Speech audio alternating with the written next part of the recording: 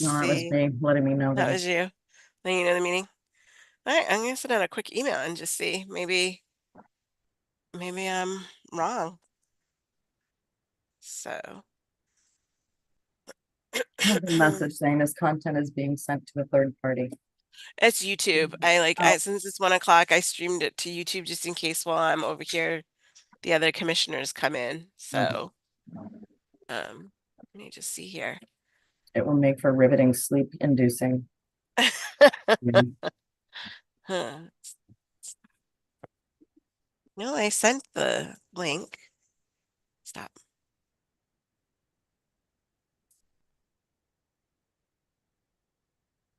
Well, maybe they just all forgot.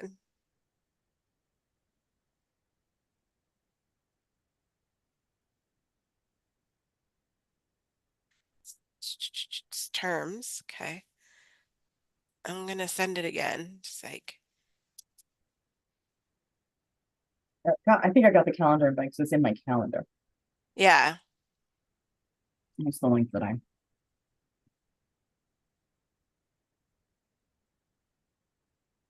So I don't know because I'm looking and I'm like, I have the attached invite and agenda. So I'm Here's gonna take a Jim. look and see. It should be the same. Jim's coming in. Oh, okay, good. All right. So I'm not. You're not off. All right. You're fine. All right. And it's just the three of us so far. Okay. Yep. Good afternoon, everyone.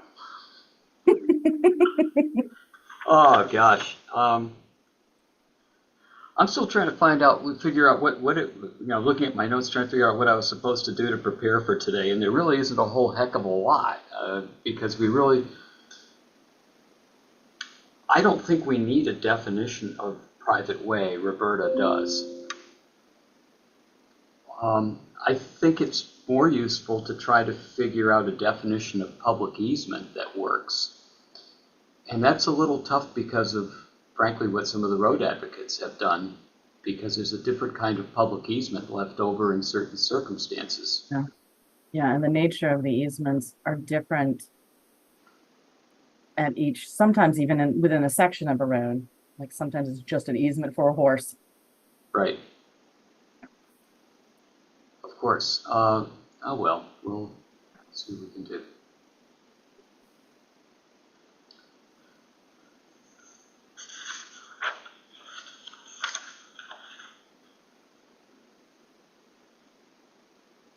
Good afternoon, Roberta. Hi, Joe. Hello. Sorry, Hi, how are you? All right. Okay, group 3 terms. And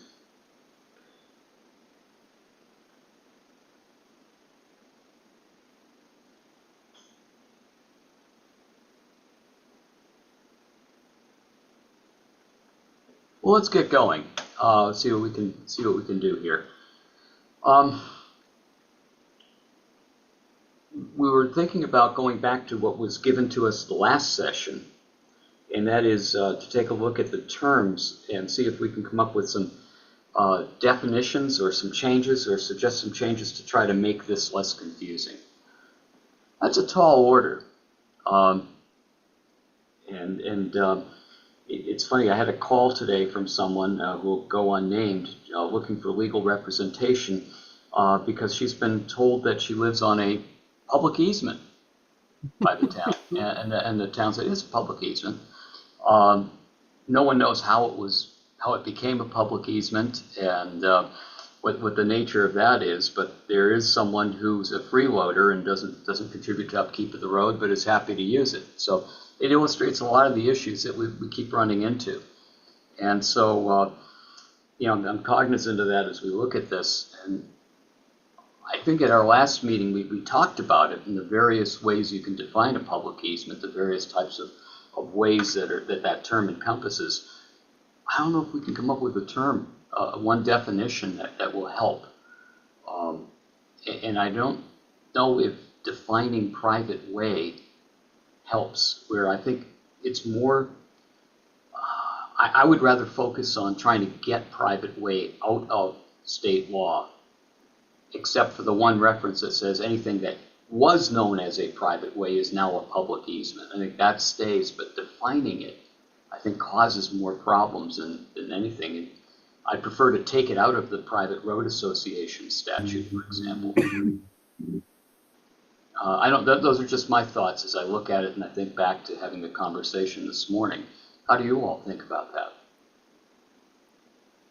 Yeah, I'd definitely be in favor of taking it out of the private ways statutes, because that's a misleading term that there's really apply to private roads. And that's something that the Maine Alliance for Road Associations has been pushing for some time and haven't been able to get it through.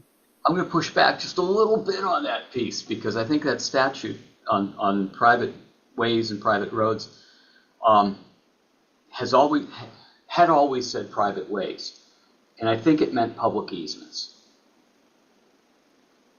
That's how the courts have interpreted it. 3105, it meant public easements. In 3101 through 3104, I think it meant private roads. Yes.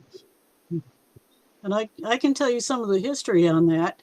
It was back in, was it 1997 or something like that? The court had said that private ways are actually public easements and are owned by the public, and that you can't spend public funds on private roads. Mm-hmm. And it came up before the state and local government committee that, well, if the way the statute was worded, it said when 4 or more owners or occupants of a private way or bridge, and went on to say that they could get together and form a road association. Well, the problem is that they are not owners of it if it's public. So it was proposed that whole series of statutes ought to be repealed because they don't apply to anything, because there are no private owners of a public easement. And a bunch of us went in, Betsy Bowen, who was the founder of MARA, and a bunch of people from lake associations went in, and we said, why can't we change this over so that it will apply to private roads? Because it really would be useful for being able to maintain private roads, because the private owners are the owners of the road, and then they would have a mechanism by which they could divide up the cost of maintaining the road. And the legislature, the state and local government committee had a split vote on it, and the majority was in favor of ought not to pass. And they told us that the bill was dead. And we said, we don't want this to die. We want it to be changed over so that it can be used on private roads. And I remember a bunch of us standing up with posters saying, please, let this pass. And we lined up on both sides of where the legislators were going in and out of the chamber. And a number of them stopped and spoke to us about it. And the result was that they changed the wording so that instead of saying owners of a private way or bridge, it said are benefited by the private way.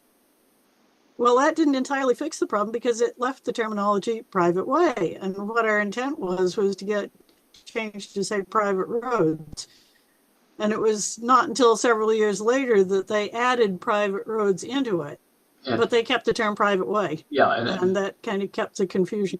While I was on staff at MMA, I pointed out the issue with that and the idea that it said private way there and really should have been private road, whereas 3105 authorizes municipalities to spend money on the upkeep of a private way, meaning a public easement. So Kate Dufour took my draft bill and brought that in the about mid-2000s. And of course, the legislature had fun with it and didn't do what I'd suggested necessarily. Why would they do that? And so they came up with that private way and private road and bridge, and it doesn't really solve the problem. And then we asked them just recently to change private way to public easement, and instead that was withdrawn because the legislators misunderstood what private way means. So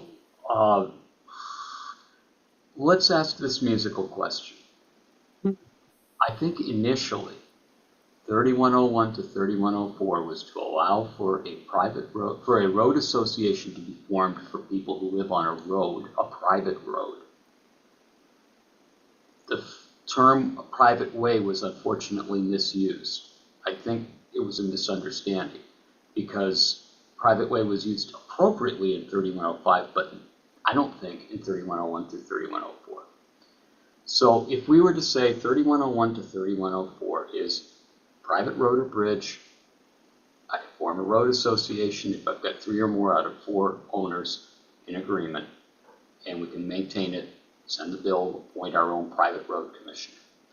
3105 remains the way, 3105A remains the way it is, and it authorizes towns to spend money on public easements if the legislative body so directs. Do we want to also say that 3101 to 3104 applies to public easements as well? The reason being, there may be instances where there's a public easement and you've asked the town, and the town meeting has said, no, we really don't want to spend money to fix that public easement. We have the discretion to say no, and we're saying no. We don't have the money in the budget, whatever. Not enough public uses it, we don't care about it. It's your problem, you built on it. Would you want to be able to, I know how you feel about the constitutionality, Roberta, but would you want to leave the option open for those people to form a private road association just as though on a private road? I would sort of say yes and no on that one. I was afraid of that. On the one hand, there are people like the people in Wyndham, where a lot of their, I guess most of their private roads now are also public easements.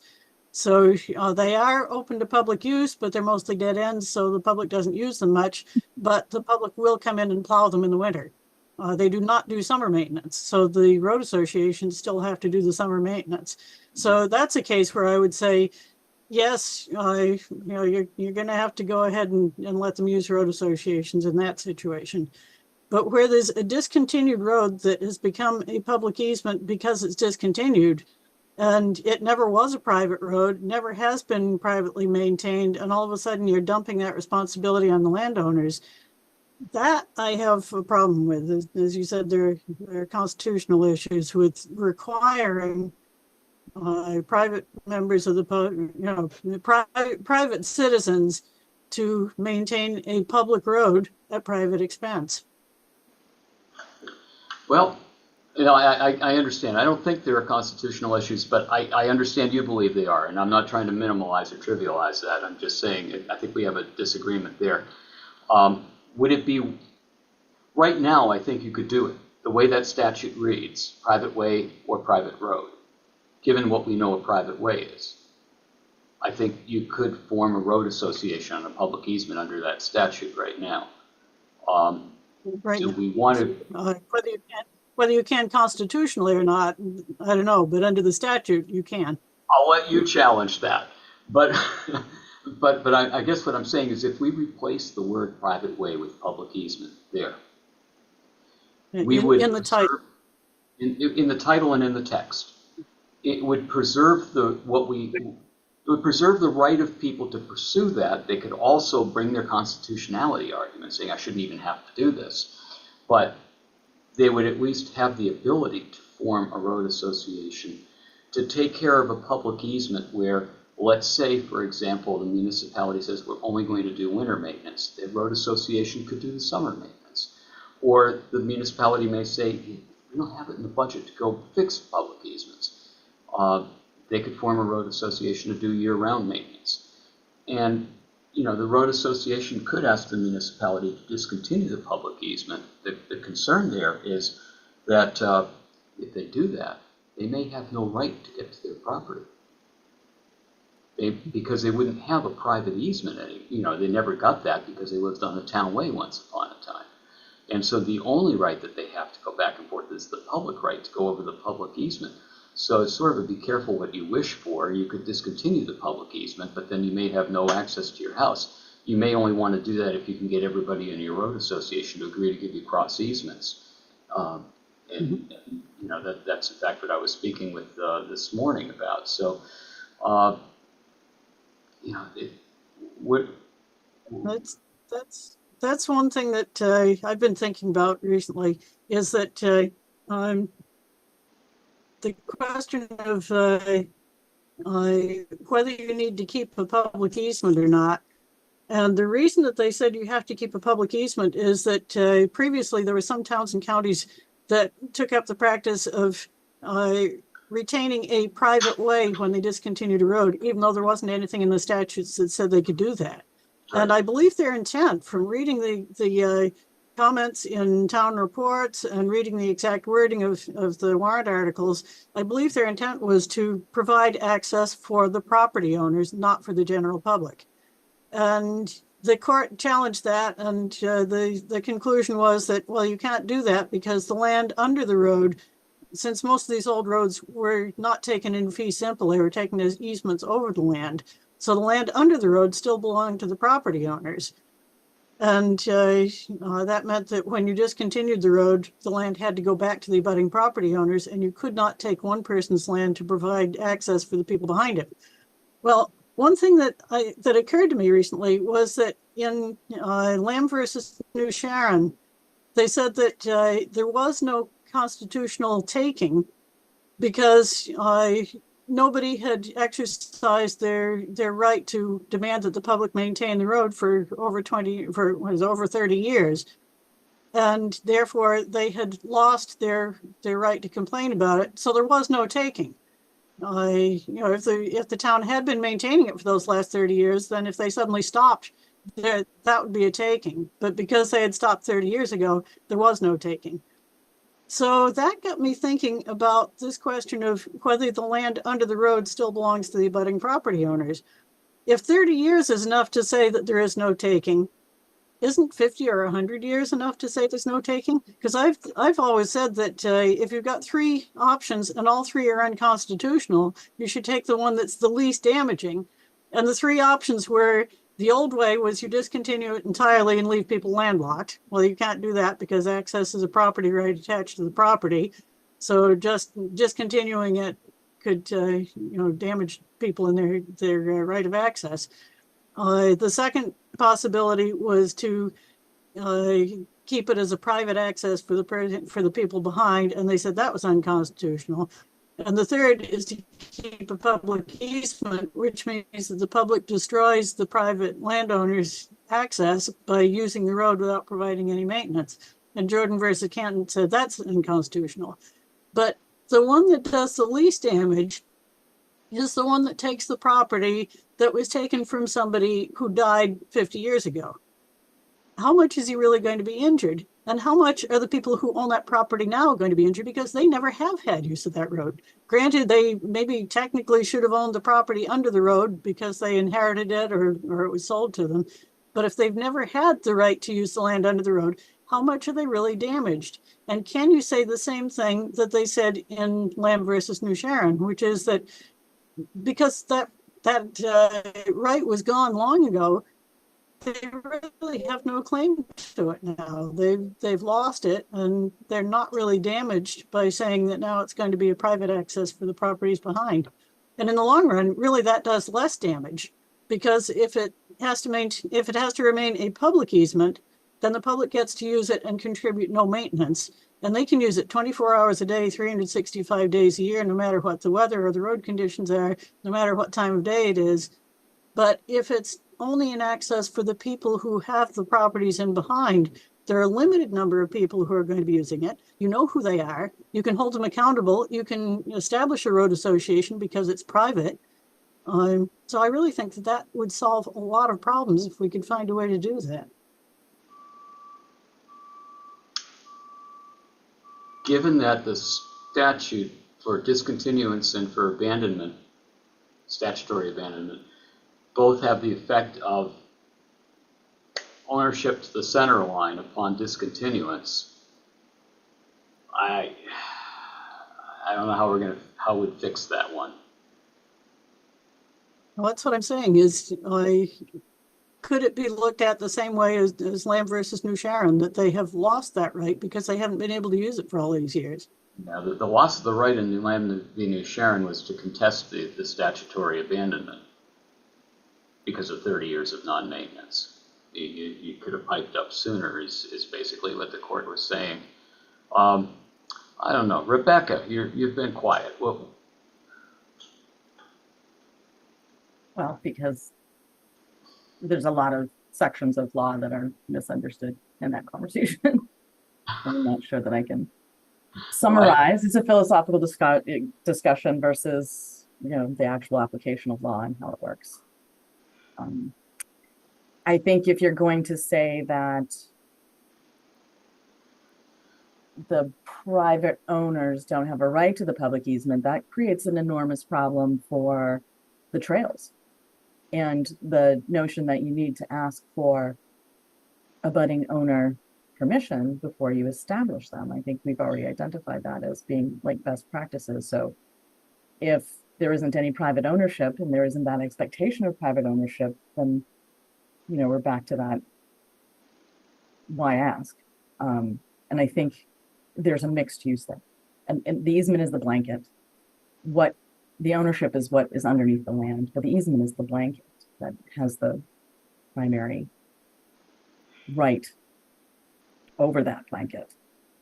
So I'm not sure how you separate those, except in the same way that it is already done statutorily, which is a fact-finding, in situ understanding of all of those arguments.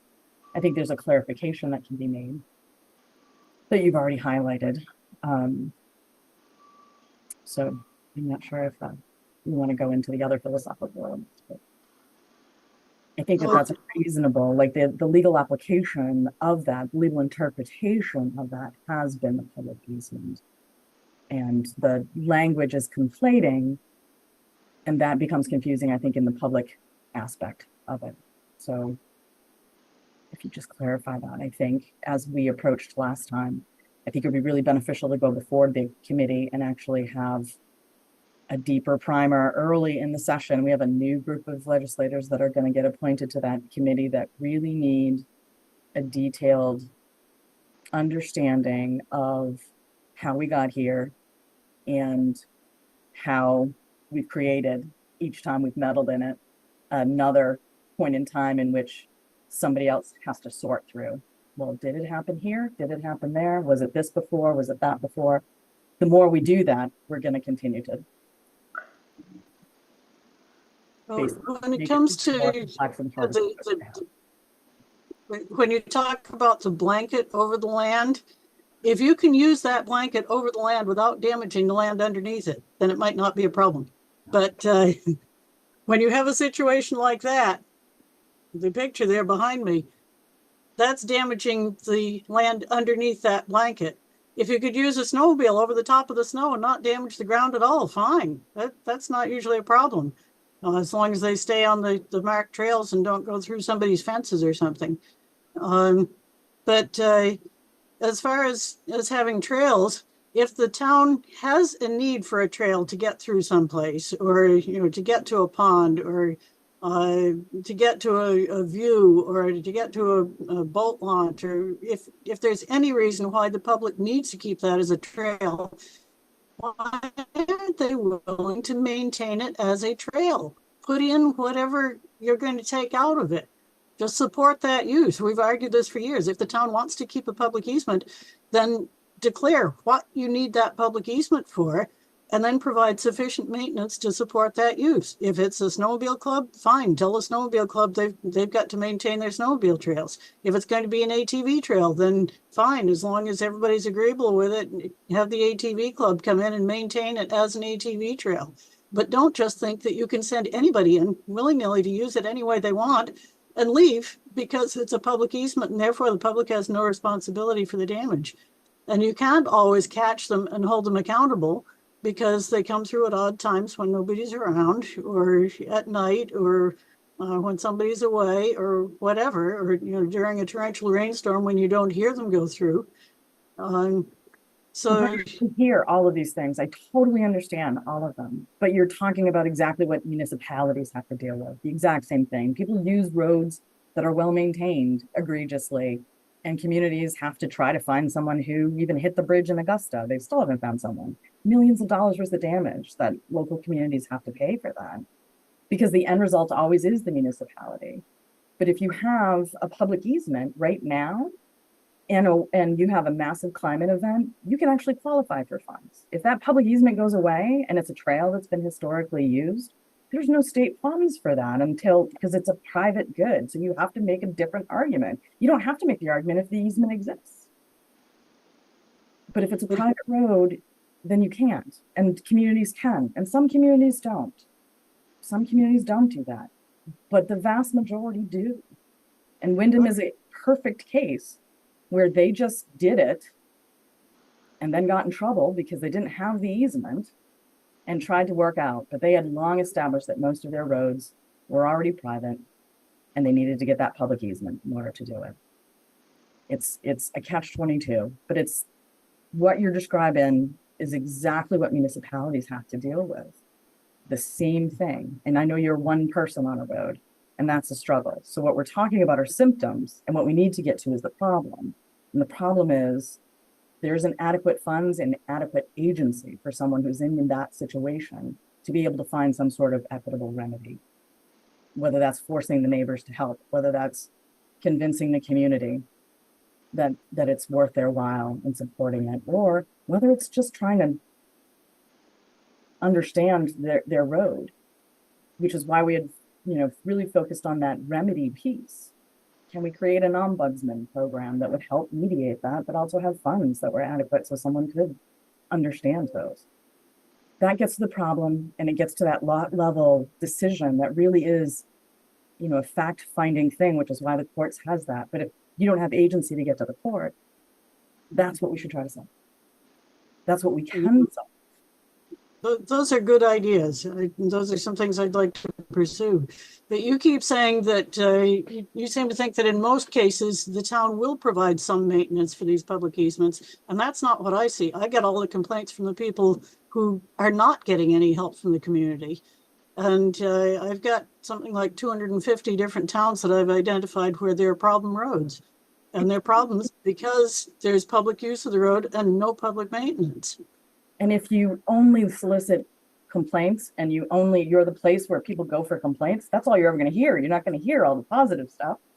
You're not going to know where the positive stuff happens because people are reaching out to you because they need that information. And that's the gap that I think we can fill. Then tell me where the positive stuff is, because I'm not seeing it, and I would love to be able to have some positive stories. We do it all the time. The communities retake those roads over, development happens, we assume those roads. I live on a discontinued and abandoned road. It is maintained by my community because they recognize the resource at the end is a trail that they had created publicly. So now they're maintaining that. And they're maintaining to that access to the trail. There's no obligation. It's not paved, but it's passable. Rebecca, what town is that in? Just so. Edgecombe. Good to know. And maybe that's a Townsman article. Municipalities that they're working on public easements on behalf of their homeowners, because more and more people are building on those discontinued and abandoned roads that are left over as public easements, and we have to deal with it. There's been a ton of communities that have closed to winter maintenance that now have full-time residents on them that have had to go back and do the same thing. So they're always shifting. Yeah. I'll totally, when I get the calls from people that this morning, their town isn't helping anyone on any public easement. So I hear both sides, and I've seen both sides. So I can appreciate that. As a commission, our job is to try to move things forward as much as we can to try to reduce confusion and make this easier for folks who have issues with roads to get them resolved properly. But to try to reduce the confusion in the law. So my suggestion is on terms, let's not define private way. There's only a couple of spots where it will continue to be used as a term in the law. One of them is to say what used to be private ways are now public easements. I think that stays. But I don't think we need to define it because it previously was defined in state law. It says private way as was in sections 3004 and 3007, which are repealed. But I think the best thing we can suggest would be to take private way out on 3101 through 3104 in Title 23 and replace it with public easement so that we're using the right term. It'll say public easement and private road, and it will give people who live on public easements the opportunity to form road associations to try to equitably apportion the cost and the responsibility for maintaining the public easement. It will only be used to the extent the town doesn't do it, whether it's year-round maintenance, summer maintenance, or winter maintenance. So I don't think we have to say if the town doesn't do it, you can form an association, because that can change from year to year, and that just doesn't work. But we can allow for the road association to exist in those circumstances. I'm recognizing Roberta will want to bring the action to test the constitutionality of requiring private people to use private money for public purpose. I'm not making fun. I'm just, I recognize that's your argument. But I think if we allow the option out there, we're at least moving it forward a little. Could I adjust that a little bit and say, call it for private roads primarily? And then down in the text, you can also say private roads or public easements. But to have public easements or private roads in the heading makes it sound like it's mostly for public easements. One thing I would love to know is if we could get some statistics on how many towns do maintain public easements and how many do not. I'd love to be able to know what the proportions are on that. Well, The other thing I'm hearing is that towns will not take over a road that they've discontinued. They will not resume maintenance unless it is first brought up to full town road standard. And that's just impossible for a handful of people on a road to do. The cost is just phenomenal. So most towns are saying, well, we just don't take over new roads unless they're brought up to town standard first. Maybe that's a questionnaire that we could put online through MMA, but just the idea of, does your town have public easements? How many? And how many are maintained? Or maybe how many? And then you could break it down in terms of miles too. That would be wonderful. And we could break it down into, if we wanted, winter maintenance, summer maintenance, year round, just to get an idea of what's out there. It's not meant to be harmful to anybody, just to try to get a number. I think it would be great to have an empowerment for that road association as well, for a number of reasons, and that there are a lot, particularly on these roads, a lot of land trust members who would benefit from being part. So there are a number of complaints too, at least like on subdivision roads, where at the end there is this land trust component where the town is going to divest its paper roads issues around it, but there's not an association that allows that member to be a paying member. So like if the land trust ends up at the end and there's not an association that's associated with that, they're reluctant to actually play some sort of part in the maintaining of that, but they're also the draw for additional traffic on those roads. And that can happen on those public easements where the town's like, look, we didn't have anything to do with you buying this property at the end and driving that. Why are we now going to pay for that? You should probably pay a stronger role since you created that draw for those residents. And what we could do too is we could change the title on that section from 3101, 3104 and just say road associations. We don't have to say public, private way, whatever, just road associations. And then we can go into it and say that maybe formed for private roads, public easements, bridges in the text. So that way, kind of burying the lead a little bit, but there you go. Does that maybe help us? That might be helpful. By the way, one thing that you should be thankful for is that my husband David voluntarily took himself someplace else while we're having this meeting because he knew that he would not handle it well. We now have a logging operation that is going down another road that joins us right at the end. So they come out and they turn onto the pavement on the gravel at the end of our road, and it's already chewing it up, and they've only been in there for a couple of weeks. And the same family that owns that lot owns another lot that is actually on our road. And he is sure that once they're done with one lot, they are going to move over and do the other lot. I don't know whether they are or not, but if they do, we're looking at this all over again, possibly. And we've had a logging operation in here for the first 20 or so years we were here. We had another logging operation every 2 years or so. And we'd get the road fixed up in the year when they weren't using it. And the next year, somebody else would come in and tear it apart again. And he is just burned out. And you have that new law to go after and remind them too. They have an obligation. You have the new law to remind them that they can't damage the public easement and they have to repair them. Yeah, that wasn't in place when these other operations took place. I said that was the first 20 years we were here. The last 20 years, it's been a lot better. I think we've had 1 or 2 operations, but again, both of them were before that law went through. So it'll be interesting to see if this makes a difference. Mostly what I've seen since that law went through is that the logging operation comes back and grades the road when they're all done. But that doesn't provide good access while they are operating. You can still have issues with the road being chewed up and rough while they're using it.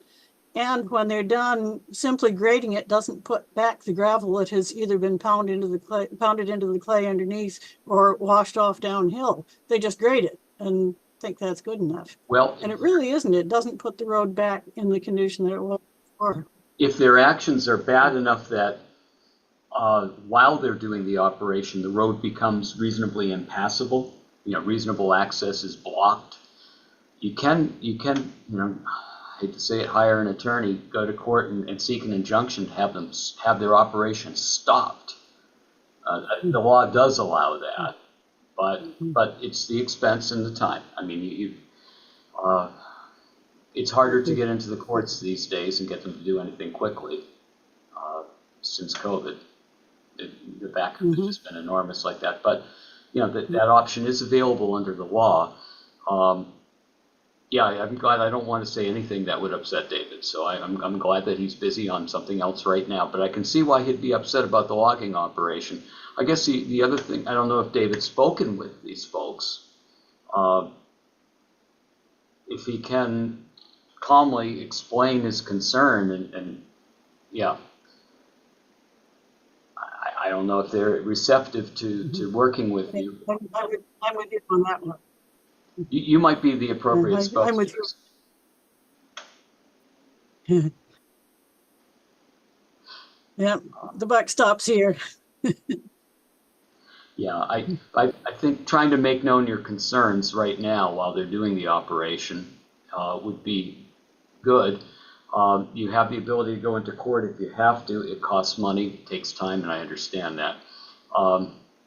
The other thing you might ask, though, is whether they're members of the Woodlots Association, the Carlos group, and see if they might check in about best practices and common courtesy for logging operations on public easements. I think part of the issue is that for them, the road is quite passable. They've got big trucks, big tires. We have a little car, and we don't have the clearance they do.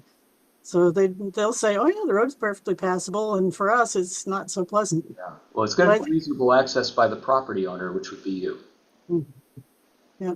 The access to the court, though, is not a good solution for us. One thing that I don't think a lot of people take into account is when you're on a fixed income, when your annual income is about 10 times what you spend on the road each year, or to put it the other way around, 10% of what you take in each year goes into the road. Try taking 10% of your income and putting it into the road you live on and see how you like it. And then if you have to spend money on top of that for court costs and attorney's fees, there isn't enough left to live on. So court kind of isn't an option. Understood. Yeah, I don't know if Pine Tree Legal wants to go down this road, so to speak. No, they do evictions and custody cases and things like that. They will not touch roads. We've tried. Yeah, I can imagine. Back to the need for an ombudsman type program. Do we want to recommend that, Rebecca? Maybe Pete Coughlin can be ombudsman for life for road issues?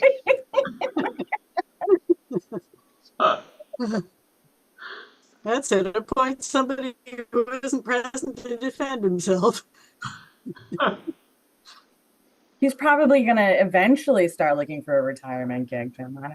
I would think so. Can't even imagine, but Yeah, the DMT is a great place for that. I agree.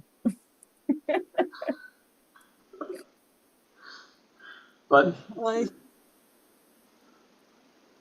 I don't think. Yeah, go ahead.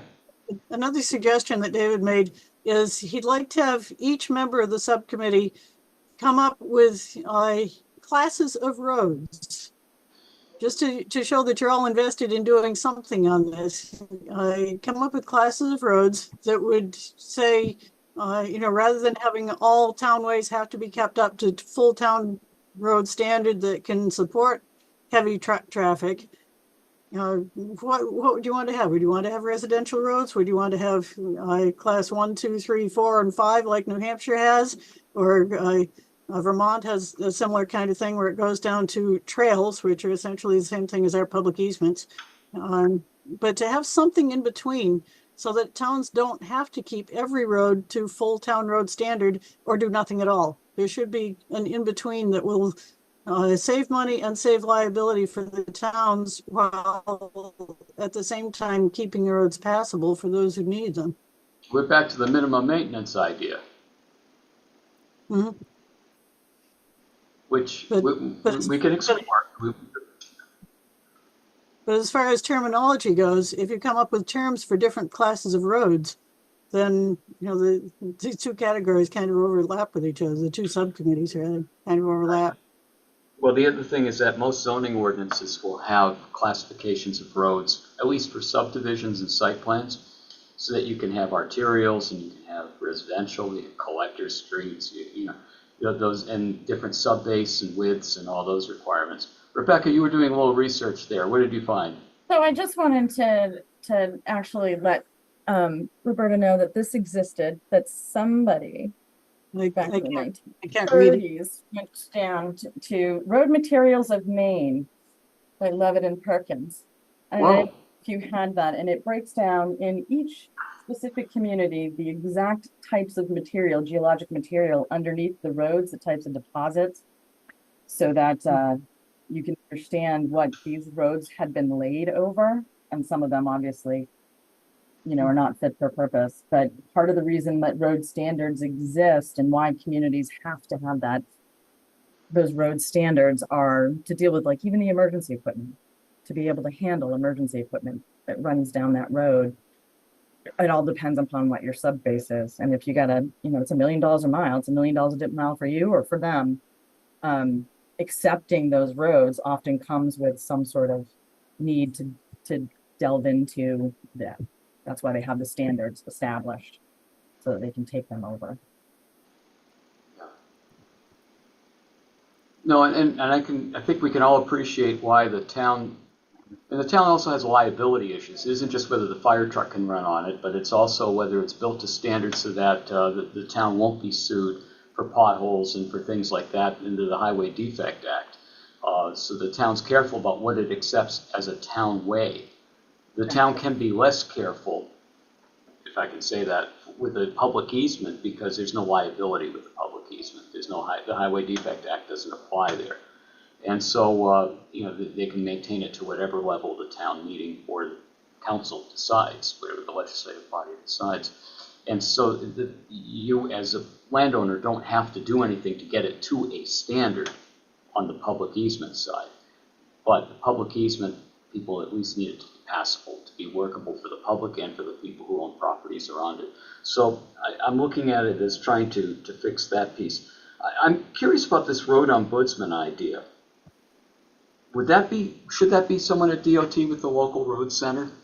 I think the local road center is kind of that natural nexus. I know that Pete is not going to want that assumed, but I think that if there were a position, you know, a liaison between, and it may be this newly created MOCA entity that's an executive office. It's kind of, we call it State Planning 2.0, but it's the main office for community affairs. There are the local roads assistants and DOT connections to municipalities will kind of filter through there, along with all the other like DEP, ag, submerged lands, all that other stuff will end up getting triaged through how they meet at the local level, someplace at that upper level. And it seems like that would be a great position to invest in as part of the local roads assistance program. I know those are created in most states through a federal fund type act.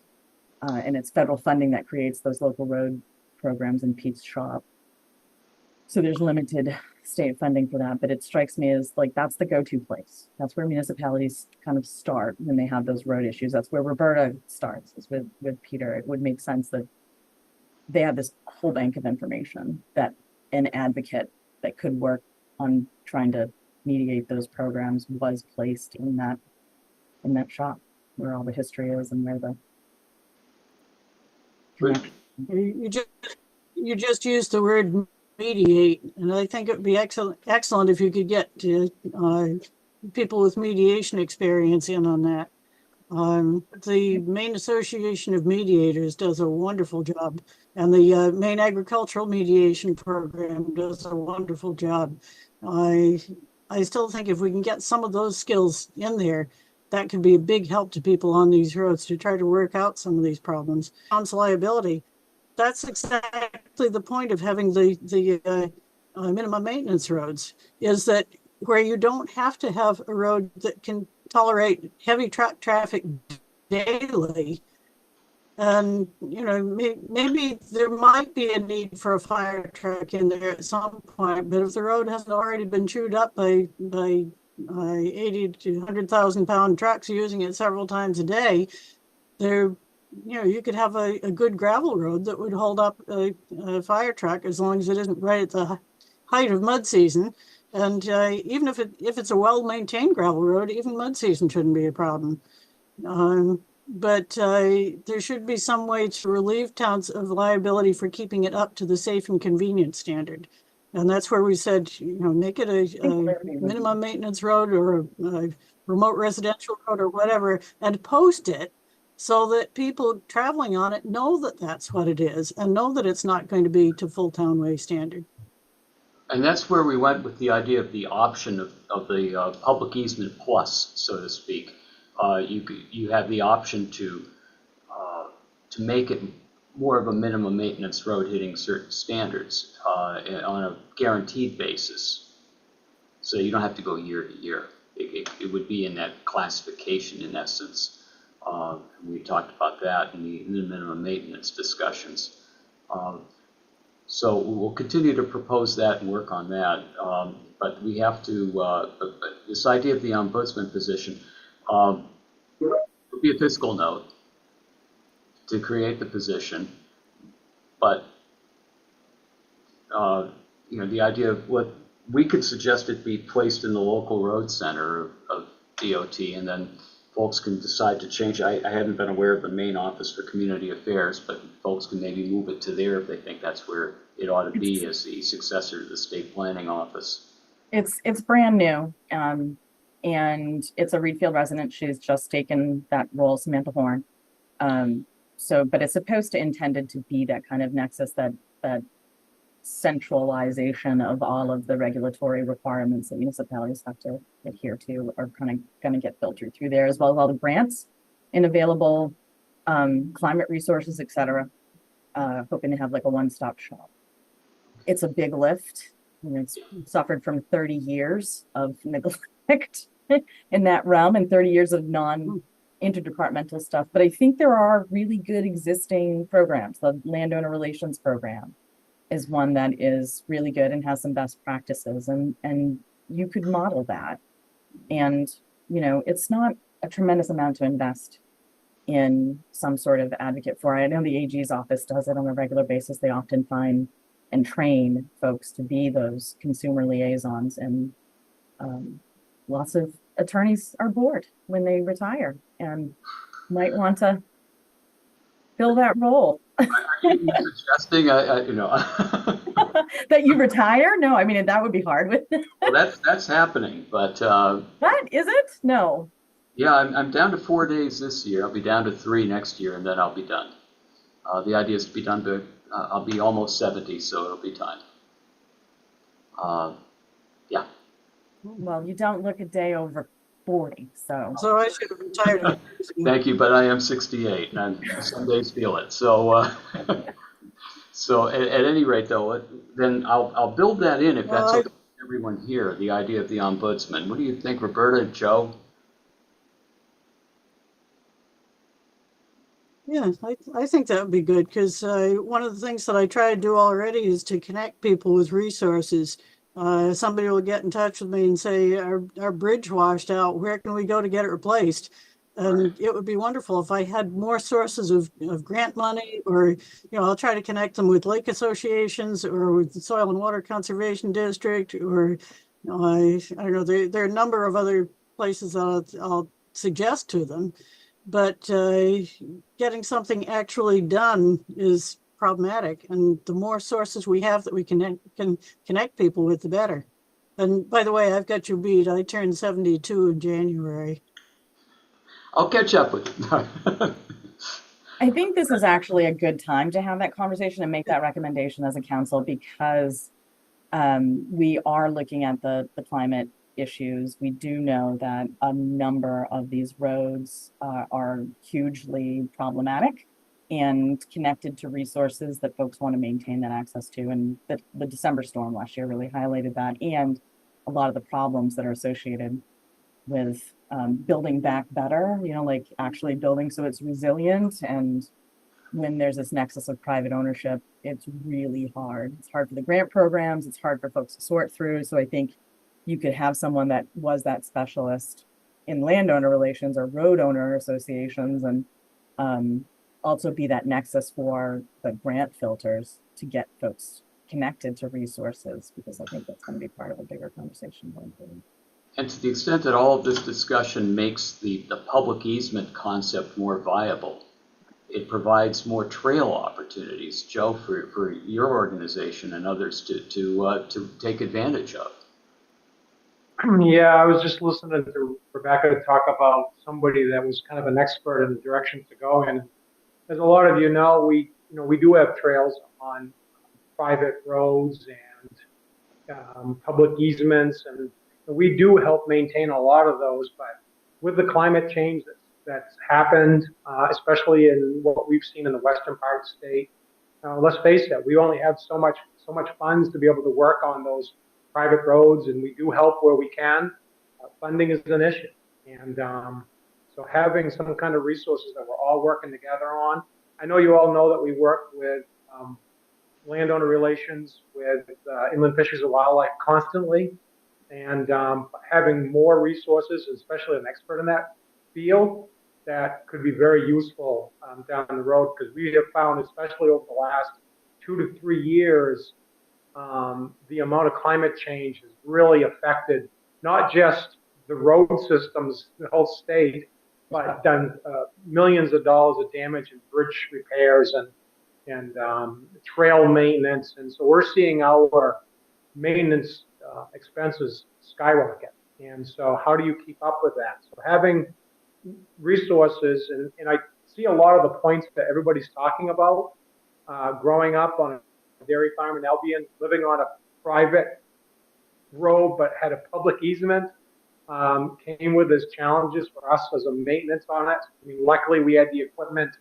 having a dairy farm, we had all the equipment we needed to keep it up, but we got no financial help whatsoever from the town. So I see a lot of these different points, and I think if you're going to hold a right to use something, you also should be taking on some kind of responsibility of helping with the maintenance. That's just my feeling on it. I know we run into, and I'm going to use an example. I heard somebody talking earlier. Up in Harmony, we were using a private road and it was both an ATV and a snowmobile trip. And the town really, we didn't know who to go to, and I've dealt with this one personally. So we actually went to all the homeowners and said, you know, what can we do that you would all be happy with, and we would contribute.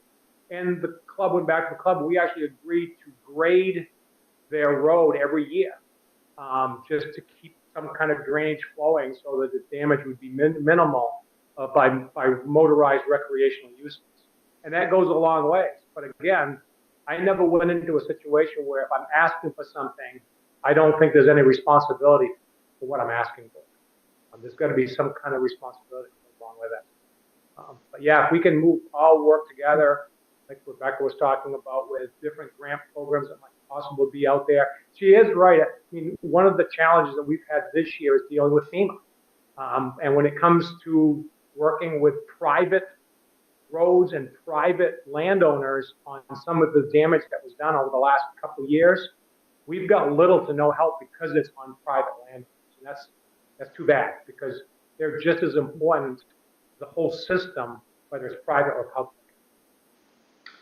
And you know, if there were a road association on that private road, for example, at least you had somebody to talk to and an organization to make a contribution to, whether it's in kind or money. Absolutely. We had one similar to what you're talking about in St. Albans, where the road association, we worked with them on some of the road maintenance. Let's face it, ATVs do a little bit more ground effect to what's happening out there, more so than snowmobiles do. But I think as a bureau and programs that we offer for snowmobile and ATV, when landowners are allowing us, out of the kindness of their heart, to be able to build and use those trail systems, which is a huge economic boost to the state of Maine, then there should be some kind of obligation to also helping with keeping it maintained. So yeah, we ran into the same thing when we dealt with that road association. Actually went to one of their meetings, discussed what their concerns were, and then worked out some kind of in-kind, whether it be donations or actual money, funding to help with some of it, as if you were your own landowner, as if we actually had a lot to on that same road. And what would that fee be every year for each landowner to be a part of the association? And in this particular case, the club joined the association and made a yearly contribution to be a part of their association. So there are ways to make things happen in a positive way. We all have to try to work it out and definitely try to figure these things out. Well, if we can help make it less confusing and easier for road associations to be formed, whether it's to maintain private roads or public easements, you know, and have an ombudsman, maybe those are some good discussions to come, or good things to come out of this discussion on terms today. I'll work up a draft.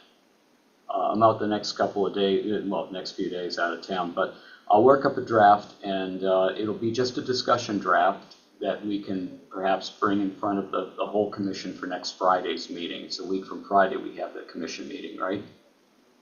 Okay. And so just as a discussion draft, knowing that you all haven't responded to it, we haven't fine-tuned the language, but just to get the concepts on paper, I'll try to get that together so we have that to bring. Does that make sense? Okay.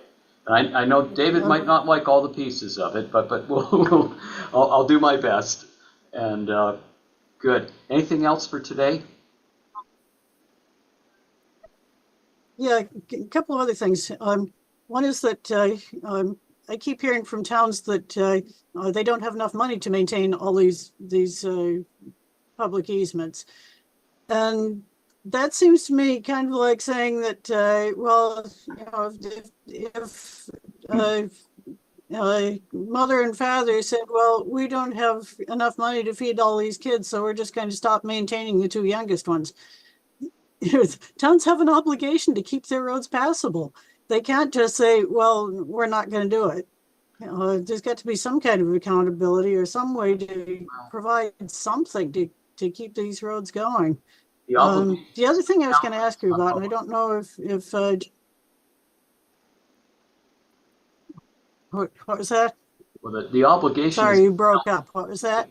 the obligation is for town ways, not public easements. But I understand the idea that if the town has a public easement, you feel there should be some obligation, and I get it. I think it may be more pressing where people have houses along there that they live in year round than if there are no houses there. But okay. I'm sorry, go ahead. But that's why we had suggested in our proposal. That's why we had suggested in our proposal a few years ago that they would only be required to contribute to maintenance where there are people actually living on the road, and then only under certain circumstances. If the town has permitted them to build there, if the town has taxed them as a residence and not as the raw land that it was before they built, and if somebody is living there. So it would narrow it down. It wouldn't be every public easement. It would only be certain ones. The other thing I was going to ask, and I don't know if any of you has any answer to this, but somebody asked me again yesterday, and this is a question I've heard before. Oh, what about the law that says that once a road, always a road? You cannot landlock anybody. You cannot take away somebody's access. And I've heard this for years, that there is a law someplace that says once a road, always a road. And I have not been able to find it anywhere. I don't think it exists. But if any of you know any such thing, I would love to be able to find it. Well, I've heard the story that you can't landlock someone under Maine law, and I say, au contraire. I think you can. And I'm with you. I haven't found that statute or that law. I think we're trying to work around that. So yeah, the closest I can find, if you sell a back lot off of a big lot, you cannot landlock the back lot. You have to provide access to it. But that's not the same thing as saying that you can't discontinue a road and leave somebody landlocked. Because as we know, roads discontinued before 1965 often did leave people landlocked, and they're still landlocked. There was one other thought.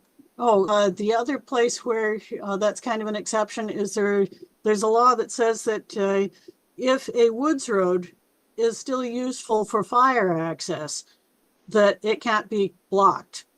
If it's on somebody's private property, they can block access onto their own private property. But if there's a woods road that was a through road, as long as it can still be used for fire access, it's supposed to remain open. well,